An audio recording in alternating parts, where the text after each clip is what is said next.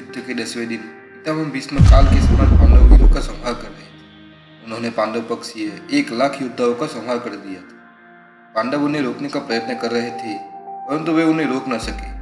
यह सब देख स्वयं पितामह भीष्म के द्वारा गत रात्रि सुझाया गए उपाय की जन्म से स्त्री रूपी शिखंडी पर किसी प्रकार प्रहार नहीं करेंगे, उसको ही ढाल बनाकर आप मुझ पर प्रहार कीजिए और मेरा वध कीजिए। इस बात का स्मरण करके पांडवों ने शिखंडी को युद्ध के लिए आगे किया।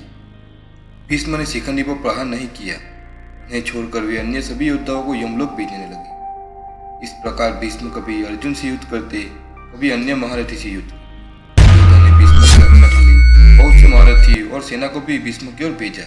इसी प्रकार युद्ध चलता रहा। पांडव पक्ष के सभी महारथी भीष्म को इस प्रकार भयंकर युद्ध करते देख बहुत विस्मित हुए। भीष्म के पास जो जाता वह सीधे यमलोक का बागी बन जाता। यह सब देख अर्जुन ने शिखंडी को आगे करके भीष्म पर धावा किया। शिखंडी को सन्मुख आया देख भीष्म ने उस पर प्रहार नहीं किया। शिखंडी ने भीष्म को बाणों से मिधना आरंभ कर दिया, परंतु भीष्म को शिखंडी के प्रहारों से उनके शरीर पर कोई भी घाव नहीं लगा। फिर भीष्म और अर्जुन का भयंकर युद्ध होने लगा। 2 घड़ी तक यह ऐसे ही चलता रहा। बहुत देर पश्चात भीष्म युद्ध से उब गए और सोचने लगे कि पूर्व काल में मेरे पिता ने मुझे 2 वर दिए थे।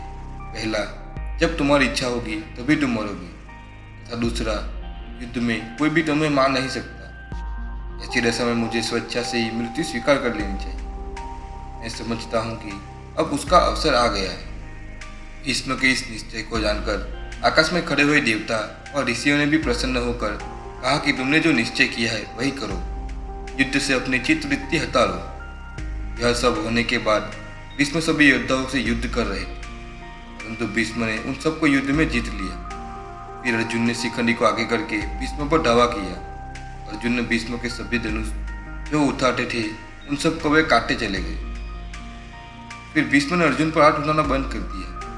अर्जुन ने बहुत से बाणों द्वारा भीष्म को घायल किया। वे बाण उनकी कवच छेद कर उनके मर्म स्थानों में चोट पहुंचाने लगे। ऐसे घाव अर्जुन के सिवा और कोई भीष्म को नहीं दे सकता था। बाण लगने पर भी भीष्म यह कहते गए कि ये शिखंडी के बाण नहीं है, ये स्वयं अर्जुन के बाण है। सहस्त्र बाणों से बींध जाने पर भीष्म के शरीर में कहीं ऐसा स्थान नहीं रह गया था जहां 2 अंगुल भी जगह बच गई। फिर भीष्म तलवार लिए अर्जुन के साथ युद्ध करने के लिए आए, परंतु उनको भी अर्जुन ने काट दिया। इस प्रकार देवव्रत भीष्म युद्ध स्थल में अर्जुन के बाणों से अत्यंत विद्ध हो गई थी। उनका शरीर बाणों से छींटकर छलनी हो गया था। वे उसी दशा में पूर्व दिशा के मस्तक किए रथ से नीचे गिर पड़े। उनके सारे अंगों में सब और बाण बिंधे हुए थे, इसीलिए गिरने पर भी उनका धरती से स्पर्श नहीं हुआ। रथ से गिरकर बाण सैया पर सोते हुए वे गंगानंदन, गुरुकुल वृद्ध, काल पर भी प्रभुत्व रखने वाले पितामह भीष्म में दिव्य भाव का आवेश हुआ। तदनंतर उन्होंने देखा कि सूर्य अभी दक्षिणायन में है, इसीलिए उन्होंने मृत्यु के लिए उत्तरायण की प्रतीक्षा की और वे बोले, मैं उत्तरायण की प्रतीक्षा में अपने प्राणों को धारण किए रहूंगा, क्योंकि मैं जब इच्छा करूं तभी मेरी मृत्यु होगी। यह शक्ति मुझे प्राप्त है। पितामह की मृत्यु को देखकर कौरव सेना में मोह छा गया। उन्हें कुछ भी सूझ नहीं रहा था।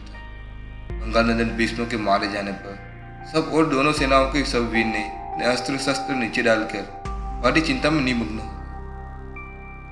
धन्य है ऐसी धरती, धन्य है ऐसा कुल जिसमें ऐसे महान आत्मा ने जन्म लिया। नमन है आपको, है कुरुकुल शिरोमणि देवव्रत भीष्म।